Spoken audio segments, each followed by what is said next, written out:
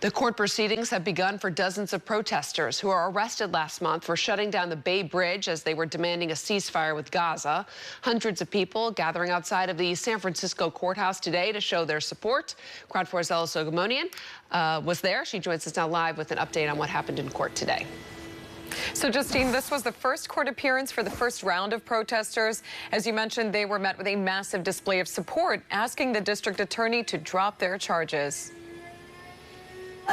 17 of 78 defendants who were arrested during a demonstration demanding a ceasefire in Gaza faced a judge Monday morning. They were handcuffed back on November 16th for shutting down traffic for hours on the Bay Bridge. San Francisco District Attorney Brooke Jenkins charged some of them with 5 misdemeanor counts, including false imprisonment, unlawful public assembly, and obstructing a public place. Hundreds of supporters gathered in the hallways and on the front steps at the Hall of Justice. What happened at the Bay Bridge was an act of civil disobedience. It sits within a long and rich history in the Bay Area of civil disobedience in the face of injustice. That injustice being the murder of over 11,000 Palestinians when that happened. Today, that number has nearly doubled. The first group to be arraigned asked for more time to enter a plea, and the judge granted them until February 1st and the 2nd. Emily Rose Johns is an attorney with the National Lawyers Guild.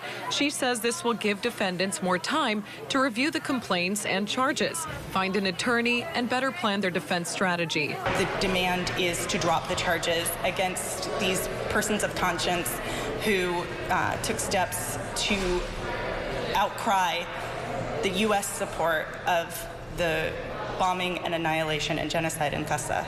Supporters were not allowed into the courtroom by the judge, who insisted they wait in the hallway.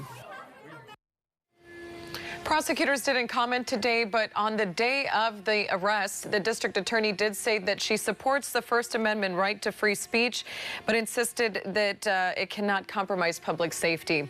The remaining defendants are set to still appear again in court throughout this week, but moving forward again, they will enter their pleas on both February 1st and the 2nd in larger groups, so about 40 of them on one day and another 40 of them on the second day.